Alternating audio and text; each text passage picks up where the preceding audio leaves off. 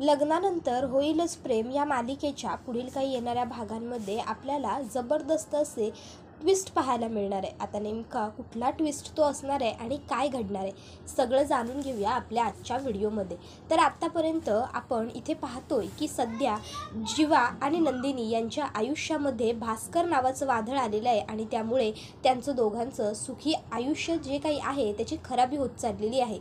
सगळं स्पॉईल होतं आहे. तर दुसरीकडे हळूहळू आता पार्थ आणि काव्या ह्या दोघांमधल्या रेशीमगाठी जुळून यायला लागलेल्या आहेत. सगळं अगदी छान सुरळीत व्हायला लागलं आहे. पार्थच्या ह्या आता त्याचा जो काही अपघात झाला होता, आगीमध्ये तो जो अडकला होता, त्यानंतर हॉस्पिटलमधून आता जेव्हा तो रिकवर होतोय तेव्हा काव्या आता त्याच्यावरती हळूहळू प्रेम करायला लागले. कळत नकळतपणे ती पार्थची काळजी करायला लागली, पार्थबरोबर चांगलं वागायला लागली. तर दुसरीकडे आता भास्करच्या येण्यामुळे नंदिनी आणि जीवामध्ये मात्र सतत खटके उडायला लागलेले आहेत. त्यांचं जे काही सुखी आयुष्य चालू होतं ते पूर्ण डिस्टर्ब होऊन गेलं आहे. सगळं अगदी कोलॅप्स झालेलं आहे. तर आता रम्या आणि वसवत्या हे सगळं बघत आहेत आणि वसवत्याला व रम्याला ह्या गोष्टीचा खूपच जास्त आनंद होत आहे की मालिनी काकू आणि विक्रम काका यांच्या मुलांचा संसारही सुखाचा होत नाही आहे. तर उलट त्यांच्या आयुष्यामध्ये वादळच वादळ येत आहेत. त्यांच्या आयुष्यात संकटांच्या लाटा येत आहेत. त्यावर आता लगेचच रम्या म्हणत असते, आई अगं ते काहीही असलं, कितीही संकट येत असली तरीसुद्धा ती काव्या अजूनही माझ्या पार्थच्या बरोबर आहे. त्याबरोबर वसवत्या म्हणत असतात, अगं मग जर ती तुझ्या पार्थच्या जवळ आहे तर तू तिला स्वतःहूनच पार्थपासून लांब करू शकतेस ना. त्याबरोबर आता रम्याला प्रश्न पडतो की आई हे नेमकं काय बोलतेय. ती वसवत्याला विचारते, आई हे कसं शक्य आहे, तू हे काय बोलतेस. त्यावर वसवत्या तिला म्हणायला लागते, रम्या अगं असं काय करतेस, आपल्याला एक घाव दोन तुकडे करण्याची नेहमी सवय आहे, मग आजही आपण तेच करायचं. रम्या विचारते, आई हे बघ तू स्पष्ट बोललीस तर बरं होईल, मला नीट समजावून सांग बरं, समजेल अशा भाषेत कमीत कमी बोल तरी ना. त्याबरोबर वसवत्या विचार कर म्हणते. रम्याला तरीही आठवत नसतं. मग वसवत्या म्हणते, अगं मूर्ख मुली, दिवाळी जवळ येते, आपण खूप मोठा बॉम्ब तयार करून ठेवलेला आहे, आता तरी कळतंय का. रम्या म्हणते, आई नाही गं, तू स्पष्टपणे बोल बरं, काय दिवाळी, कसला बॉम्ब, इथे पार्थला अजून पूर्णपणे बरं नाही वाटत आहे आणि तुला दिवाळीचं पडलंय का. त्यावर वसवत्या म्हणायला लागते, अगं मूर्ख मुली, मी पार्थच्या आणि त्या काव्याच्या घटस्फोटाबद्दल बोलतीये. तू विसरतीयस का, आपल्याला त्यांचे डिवोर्स पेपर्स सापडलेत. अगं हा मोठा बॉम्ब आहे की दिवाळीत फोडायला, जर हे आपण सांगितलं तर मग मात्र सगळं स्पॉईल होऊन जाईल ना. मग आता हे सगळं वसवत्याने जे रम्याला सांगितलेलं असतं ते रम्याला पटतं. आता रम्या आणि वसवत्या दोघीही मालिनी काकूंकडे आलेले असतात. आता ते दोघी आलेले असतात कारण दोघी मालिनी काकूंना जास्त चांगल्या पद्धतीने मॅनिप्युलेट करू शकतील. मग आता इकडे त्या दोघीही मालिनी काकूंना म्हणत असतात, हे बघा तुम्हाला आमचं पटणार नाही. तर मालिनी काकू म्हणते, कशाबद्दल बोलताय. त्यावर लगेचच रम्या म्हणते, मामी माफ कर, लहान तोंडी मोठा घास घेते, कदाचित असंही तुला वाटू शकतं, किंवा मी तुझ्या लेकाच्या संसारात विष कालवते असंही तुला वाटू शकतं. हे बघ माझं पार्थवरती मनापासून प्रेम होतं आहे आणि कायम राहील, त्याने कायम सुखी राहावं, आनंदी राहावं हीच माझी इच्छा आहे. पण त्या काव्याबरोबर पार्थ नाही कधी सुखी राहू शकत, नाही कधी आनंदी राहू शकत. अगं ती खूप स्वार्थी आहे, ती फक्त आपल्या पार्थला त्रास व्हावा ना यासाठी हे सगळं करते. त्यावर मालिनी काकू म्हणतात, म्हणजे. त्यावर वसवत्या म्हणते, एक मिनटं मी सांगते. आणि मग त्या डिवोर्स पेपर्स मालिनी काकूंना दाखवत म्हणतात की हे बघ मालिनी, अगं हे पार्थचे आणि काव्याचे डिवोर्स पेपर आहेत. जर ती आणि पार्थ डिवोर्स घेत आहेत तर मग तिला पार्थची एवढी काळजी करण्याची काय गरज आहे. त्यावर लगेच रम्या म्हणते, अगं मामी हे सगळं नाटक आहे, हा सर्व त्या काव्याचा एक दिखावा आहे, जेणेकरून उद्या जेव्हा ती हे घर सोडून निघून जाईल ना तेव्हा आपल्या पार्थला आतून खूप त्रास होईल, पार्थ पूर्णपणे खचून जाईल. वसवत्या म्हणायला लागते, खरं तर हे सगळं ती मुद्दाम करते, ती जे घडलं ना तिच्याबरोबर त्याचा बदला घेते. तिला आपल्या पार्थबरोबर लग्न करण्यामध्ये काही रस नव्हता, तरीही बळजबरीने गावातल्या लोकांनी तिचं लग्न आपल्या पार्थबरोबर लावून दिलं ना, त्याचा राग ती आपल्या पार्थवरती हा असा काढते. अगोदरच तिने पार्थकडून डिवोर्स पेपर्सवरती सह्या घेतलेल्या आहेत. म्हणजे पार्थ जरी तिच्या प्रेमात पडला, तिच्यात गुंतायला लागला आणि नंतर त्याने तिला थांबवण्याचा प्रयत्न केला, तरीही तिला पार्थ लिगली थांबवू शकणार नाही. तिला जे हवं तेच तिला करता येईल ना, याची पूर्ण तिने तडजोड केली आहे. मालिनी, मी कितीही वाईट असले, कितीही क्रूर असले, मी कशीही वागलेली असले, तरीही माझा पार्थवरती खूप जीव आहे. तुला माहीत आहे, त्याच्या बाबतीत काहीही चुकीचं झालेलं मला नाही ग आवडणार. त्यावर आता हे सगळं ऐकल्यावर मालिनी काकूंना वसुहत्याचं बोलणं पटतं. पण मालिनी काकू वसुहत्यांच्या तोंडावर तसं दाखवत नाही. त्या म्हणतात, माझ्या मुलाची काळजी तुम्हाला करण्याची ना काही गरज नाही आहे वसुताई. त्याच्या आयुष्याचं आणि त्याचं काय करायचं ते मी बघून घेईन. तुम्ही निघालात तर बरं होईल. त्याबरोबर वसुहत्या ज्याचं करावं भलं तो म्हणतो माझंच खरं असं म्हणत निघून जातात. तर मालिनी काकू ह्या मात्र आता मागे विचार करत राहतात. ते पेपर्स ते वाचायला घेतात, तर त्यामध्ये स्पष्टपणे लिहिलेलं असतं की पुढच्या 6 महिन्यात पार्थ आणि काव्याचा घटस्फोट होईल आणि त्या गोष्टीसाठी आता फक्त 4 महिने असतात. मालिनी काकू विचार करतात की जर काव्याला पार्थबरोबर राहायचंच नाही आहे, तिने अगोदरच डिवोर्स पेपर्सवरती सह्या करून घेतलेल्या आहेत, तर मग ती अजूनपर्यंत हे सगळं बाहेर का नाही काढत आहे, सगळ्यांना का नाही सांगत आणि पार्थ बरोबर एवढं चांगलं सोज्वळपणे का वागते. खरोखर या काव्याला माझ्या मुलापासून नेमका कोणत्या गोष्टीचा बदला घ्यायचा आहे. माझा एवढा सरळ साधा चांगला भोळा मुलगा आहे, ही त्याच्या आयुष्याची माती करण्याच्या मागे का लागली आहे. पण ह्या काव्याने कितीही ठरवलं ना माझ्या लेकाला त्रास देण्याचा, तरीही मालिनी त्याची सख्खी जन्मदाती अजूनही त्याच्या पाठीशी ठामपणे उभी आहे. मी पार्थला कोणत्याही परिस्थितीत खचू देणार नाही आणि आता तर मी पार्थची सगळ्यात जास्त काळजी घेईन, कारण त्याच्यावरती काव्यामुळे हे एवढं मोठं संकट आलं होतं. सगळ्यात अगोदर मला ना त्या काव्यालाच माझ्या पार्थपासून दूर केलं पाहिजे. जेव्हा ती काव्या त्याच्यापासून दूर होईल तेव्हा आपोआपच त्याच्या आयुष्यात असलेली संकटं, त्याच्या आयुष्यात येणारी विघ्न सगळं दूर होतील. कारण जेव्हापासून काव्याबरोबर लग्न झालंय तेव्हापासूनच माझा मुलगा असा शांत शांत होऊन गेलाय. पूर्वी पार्थ किती मनमिळाऊ होता, सगळ्यांबरोबर हसून खेळून राहायचा, काव्यामुळेच त्याच्या आयुष्याची माती झाली असा विचार करून मालिनी काकून काव्यांकडे येतात आणि काव्याला आता म्हणायला लागते, काव्या काय आहे हे सगळं. आता मालिनी काकूंनी हा असा प्रश्न विचारल्यावर काव्य जरा आश्चर्यचकित होते आणि मालिनी काकूंना विचारते, काय झालं काकू, तुम्ही हे असं मला का विचारताय, मी काय केलंय. मालिनी काकू काव्याला म्हणतात, लाज नाही वाटत का ग तुला. चेहऱ्यावरती सतत हा साधेपणाचा भोळेपणाचा आ बनून फिरताना तुला भीती कशी ग नाही वाटत. हे काय आहे. आणि मग त्या डिवोर्स पेपर्स काव्याला दाखवतात. इतक्यात त्या ठिकाणी पार्थही आलेला असतो. आता पार्थ आल्यावर मालिनी काकू गप्प बसतात. तर आता तिथे पार्थ हा मालिनी काकूंच्या हातातले पेपर घेतो आणि ते पेपर बघतो आणि मग आता मालिनी काकू पार्थकडे वळतात. पार्थला म्हणत असतात, सगळं शेअर करायचं असणार आहे तू माझ्याबरोबर.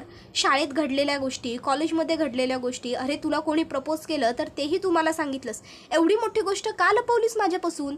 पार्थ म्हणत असतो, आई हे बघ, शांत हो तू थोडी आणि मी काय म्हणतोय ते एकदा माझं ऐकून तरी घे शांतपणे.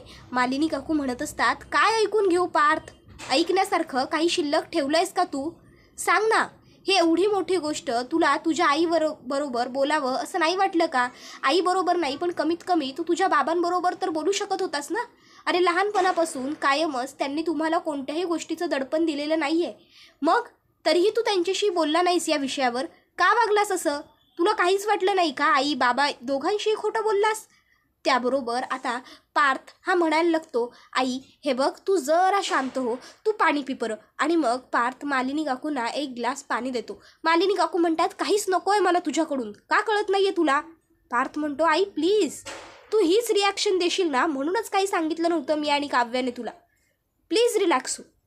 सगळ्यात अगोदर हे जे डिवोर्स पेपर्स तू बघतेस ते डिवोर्स पेपर्स मी बनवून घेतलेत, काव्याने नाही. या सगळ्यात काव्याचा काहीच दोष नाही आहे.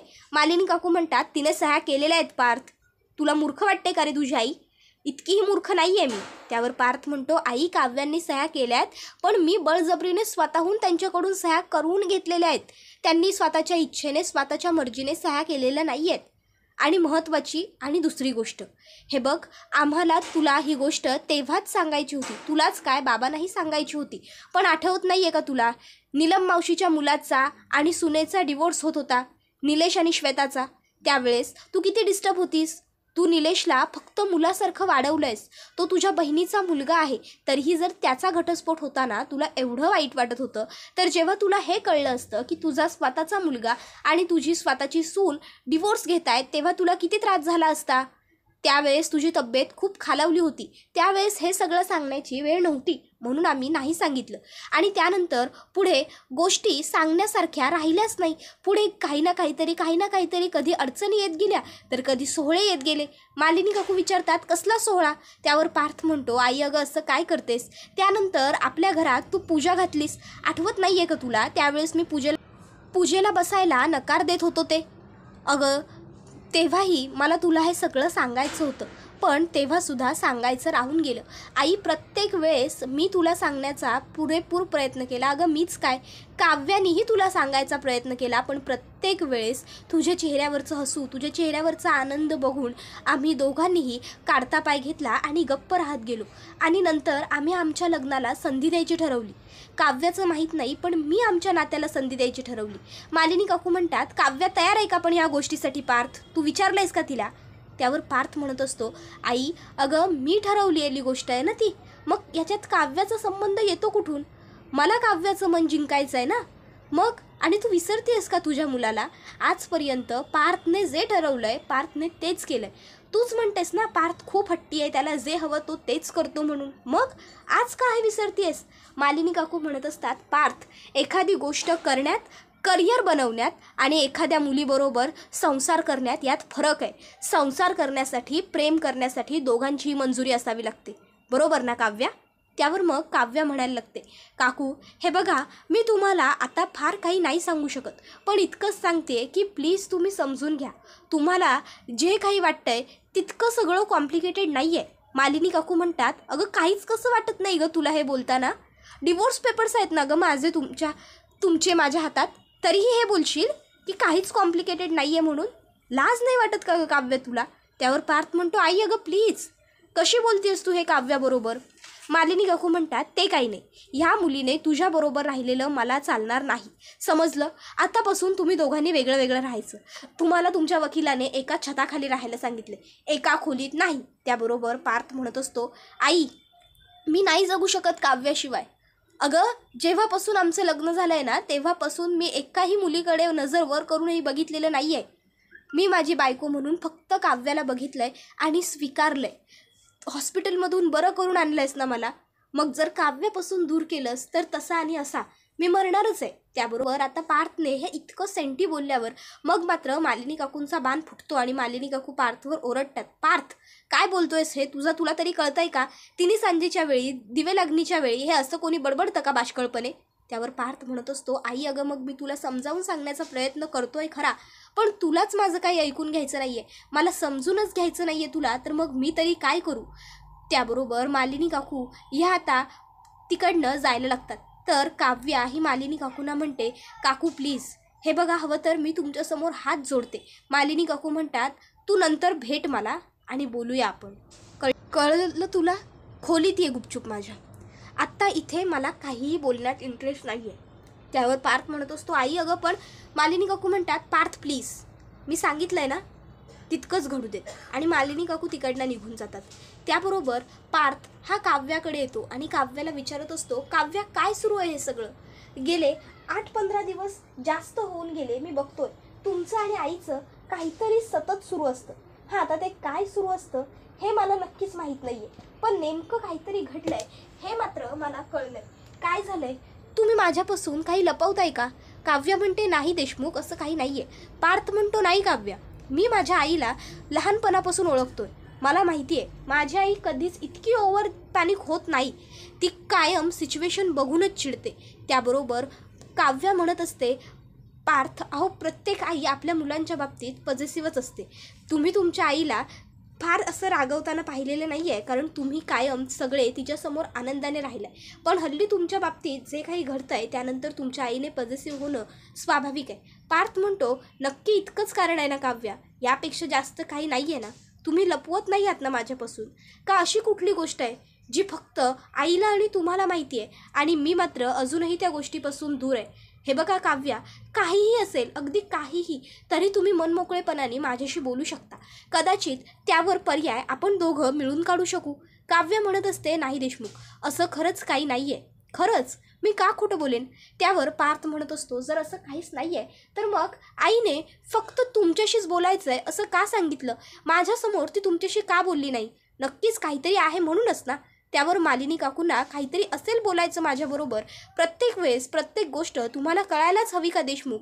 काही गोष्टी असतील बायकांच्या पर्सनल ज्यामध्ये तुम्ही फार इंटरेस्ट नाही घेतलात तर बरं होईल, असं आता काव्या म्हणते. पार्थला कळत असतं की काव्या विषय बदलण्याचा प्रयत्न करते. पार्थ गप्प बसतो. त्यानंतर काव्या मालिनी काकूंना भेटायला येते. मालिनी काकूंना ती म्हणत असते, काकू हे बघा. मालिनी काकू म्हणतात, काहीच ऐकायचं नाही आहे मला तुझं. फसवणूक करतेस माझ्या मुलाची. का वागतेस त्याच्याशी इतकं वाईट? त्यावर काव्या म्हणत असते, काकू अहो कसं समजावून सांगू मी तुम्हाला? नाही फसवत आहे मी देशमुखपण्णा, नाही फसवत आहे. नाही सांगू शकत आहे मी तुम्हाला याच्यापेक्षा फार काही, पण मी खोटंही नाही बोलत आहे. मला नव्हतं वाटत की त्यांना त्यावेळेसही त्रास व्हावा आणि आजही माझी ही इच्छा नाही आहे की त्यांना त्रास व्हावा. कळलं तुम्हाला? त्याबरोबर मालिनी काकू म्हणत असतात, अगं हे डिवोर्स पेपर्स हेही खोटे आहेत का मग? का बनवून घेतलेत जर तुला माझ्या मुलाला सोडायचंच नव्हतं तर? सांग ना. म्हणजे तू फक्त माझ्या मुलाकडून बदला घेण्यासाठी राहिलीस ना या घरात. आता तू त्याच्याबरोबर चांगलं वागणार, गोड गोड बोलणार आणि एकदा का तू तुझ्या प्रेमात पडला की त्याला सोडून निघून जाणार, बरोबर ना? तुला जे हवं, तुला जो हवा, तू त्याच्याकडे जाणार, तेच करणार. त्यावर काव्या म्हणत असते, काकू प्लीज. अहो काय बोलताय तुम्ही? हे तुमचं तुम्हाला तरी कळतंय का? तुम्ही माझ्या चारित्र्यावर संशय घेताय. मालिनी काकू म्हणतात, संशय घेण्यासारखंच वागली आहेस तू आत्तापर्यंत काव्या. आजपर्यंत मी तुझ्यावरती आंधळा विश्वास ठेवत गेले, पण माझं चुकलं. तू म्हणाली होती स्वतःला सिद्ध करशील. काय झालं त्याचं? आणलेस का पुरावे? केलंस का सिद्ध? काव्या लवकरात लवकर स्वतःला सिद्ध कर, नाहीतर हे जे पेपर्स आहेत यावर जे लिहिलंय ते खरं होईल. एवढं बोलून मालिनी काकू तिकडनं निघून जातात. तर दुसरीकडे नंदिनी ही देवाला प्रार्थना करत असते की माझ्या हातून माझा आनंद निवास जायला नको. देवा आता तूच काहीतरी मला मदत कर, ह्या सगळ्यातून मला बाहेर काढ. आता जीवा नंदिनीला मदत करत असतो, पण नंदिनीने जीवाला मला तुमच्याकडून कुठलीच मदत नको आहे असं स्पष्टपणे सांगून टाकलेलं असतं. कारण जीवा भास्कर बरोबर जे काही काम करतोय ते सगळं नंदिनीला अजिबातच आवडत नसतं आणि त्यामुळे सतत त्या दोघांमध्ये खटके उडत असतात. तर आता नंदिनीला मदत करण्यासाठी नंदिनीचा एक मित्र आलेला आहे आणि नंदिनीच्या मित्राला बघून जीवाला प्रचंड जेलसी होते. जीवाला नंदिनीचा तो मित्र हा अजिबातच आवडलेला नाही आहे आणि त्या दोघांचं अजिबात एकमेकांबरोबर पटतसुद्धा नाही आहे. जीवाला सतत हा कशाला आला आहे असंच एक फिलिंग येत राहतं आहे, पण नंदिनीला मात्र त्याच्याबरोबर मिळून आनंद निवास वाचवायचा आहे. आणि हा व्हिडिओ इथेच संपतो. व्हिडिओ आवडला तर व्हिडिओला लाईक करा. चॅनलवर नवीन असाल तर चॅनलला सबस्क्राईब करा आणि बेल आयकॉन आठवणीने प्रेस करा, जेणेकरून तुम्हाला पुढच्या प्रत्येक व्हिडिओचं नोटिफिकेशन मिळत जाईल आणि सर्व व्हिडिओंचा आनंद उत्तम पद्धतीने घेता येईल. धन्यवाद.